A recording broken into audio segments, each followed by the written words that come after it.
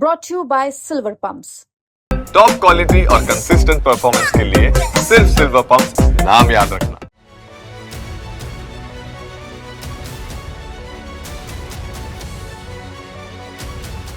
जिस CAG report को लेकर विधानसभा चुनावों से पहले खूब हो हल्ला हंगामा हुआ, जिस सीएजी रिपोर्ट को लेकर चुनावों से पहले विधानसभा सत्र में पेश करवाने के लिए बीजेपी कोर्ट तक चली गई, जिस सीएजी रिपोर्ट को आम आदमी पार्टी की सरकार बीते 5 सालों से विधानसभा में पेश ना करने से बचती रही, अब बीजेपी की सरकार बनते ही उस सीएजी रिपोर्ट पर एक बड़ी खबर आ गई है।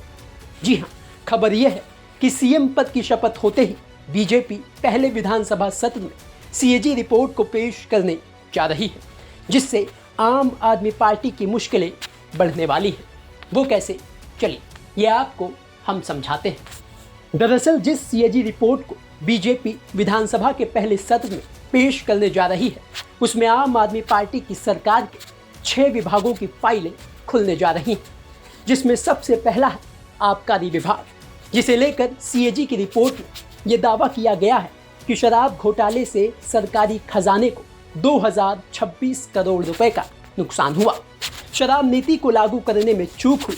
ग्रुप ऑफ मिनिस्टर ने विशेषज्ञ पैनल की सिफारिशों को नजरअंदाज करने की बात सामने आई है। जो कंपनी पहले से ब्लैकलिस्टेड थी, उन्हें शराब बेचने का लाइसेंस सरकार ने दिया। कैबिनेट ने कई अहम फैसले उपराज्यपाल की मंजूरी के बिना मनमाने ढंग से लिए। ऐसे में ये सीएजी रिपोर्ट शराब नीति में पहले से ही जांच के घेरे में चल रहे पूर्व सीएम अरविंद केजरीवाल और पूर्व डिप्टी सीएम मनीष सिसोदिया की मुश्किलें बढ़ा सकती है।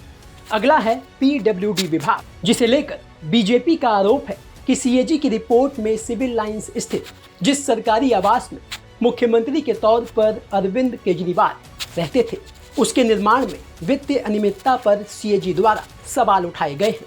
सीएजी के निष्कर्षों का हवाला देते हुए बीजेपी ने आम आदमी पार्टी पर भ्रष्टाचार के आरोप लगाते हुए ये दावा किया है कि सीएम आवास के रेनोवेशन की लागत 8 करोड़ से बढ़कर 32 करोड़ हो गई।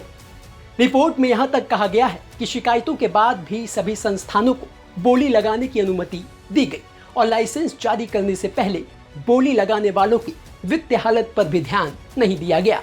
आरोप ये भी है कि साल 2022 में जब अरविंद केजरीवाल के सरकारी आवास का रेनोवेशन चल रहा था, उस वक्त पीडब्ल्यूडी मंत्री सत्येंद्र जैन थे, जिन्होंने अरविंद केजरीवाल की सरकारी आवास की रिनोवेशन की परमिशन दी। सीएजी की रिपोर्ट में बड़े स्तर पर अनियमितता की बात कही गई है, जिसके कारण सत्येंद्र जैन की मुश्किलें भी बढ़ सकती हैं। अगला है स्वास्थ्य विभाग, जिसे लेकर सूत्रों से मिली जानकारी के मुताबिक, जिसमें सीएजी की रिपोर्ट में स्वास्थ्य विभाग से जुड़ी गड़बड़ियों का भी जिक्र है। बीजेपी का आरोप है कि मोहल्ला क्लिनिक में घोस्ट पेशेंट बनाए गए। यह घोस्ट पेशेंट फॉल्स नंबर पर रजिस्टर्ड किए गए। सीएजी की रिपोर्ट में बताया गया कि 18,000 से ज़्यादा घोस्ट पेशेंट बनाए गए। अगर ये गड़बड़ियां पाई जाती हैं तो मामला पब्लिक अकाउंट्स कमेटी को जाएगा और उसके बाद जांच के आदेश भी दिए जा सकते हैं, जिसमें उस समय के स्वास्थ्य मंत्री सत्येंद्र जैन जांच के दायरे में आ सकते हैं। अगला है शिक्षा विभाग। बीजेपी का आरोप है कि सीएजी की रिपोर्ट में ये भी अनियमितताएं पाई गई हैं कि दिल्ली सरकार के स्कूलों में क्लासरूम बनाने में बड़े स्तर पर गड़बड़ियां की गई हैं। जिस क्लासरूम की लागत 6 से 12 लाख होनी चाहिए थी, उसे 22 लाख में बनाया गया। अगला है यमुना का मुद्दा, जिसे लेकर बीजेपी नेताओं का यह आरोप है कि यमुना की सफाई पर करोड़ों रुपया जो केंद्र सरकार से मिला, उसे सरकार ने खर्च नहीं किया और नालों की सफाई जो करनी चाहिए थी वो नहीं की, जिससे नालों का पानी सीधा यमुना में गिरा, जिसके कारण यमुना गंदी हुई। इस बीच सरकार ने यमुना की सफाई को लेकर विज्ञापनों पर करोड़ों खर्च किए। अगला है डीटीसी विभाग, जिसे लेकर बीजेपी का आरोप है कि बड़े स्तर पर ट्रांसपोर्ट विभाग में भी गड़बड़ियों का जिक्र सीएजी की रिपोर्ट में है।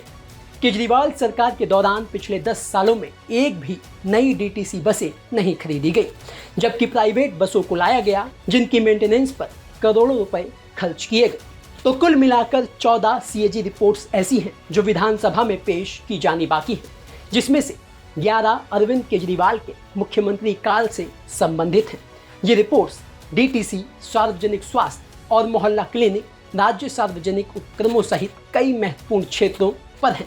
इन रिपोर्ट्स में आम आदमी पार्टी की सरकार की बड़ी चूक और असफलताओं का विवरण होने की बात कही जा रही है, जिसे अब तक विधानसभा में पेश करने से आम आदमी पार्टी बचती रही। लेकिन अब नई सरकार आ चुकी है। बीजेपी ने चुनावों में ये वादा किया था कि चुनाव जीतने के बाद, उनकी सरकार बनने के बाद विधानसभा के पहले सत्र में सीएजी रिपोर्ट को पेश किया जाएगा। जाहिर सी बात है, विधानसभा के पटल पर जब सीएजी रिपोर्ट को पेश किया जाएगा तो हंगामा होगा और आने वाले दिनों में आम आदमी पार्टी के लिए बड़ी मुसीबत भी खड़ी होगी। ब्यूरो रिपोर्ट, दिल्ली तक।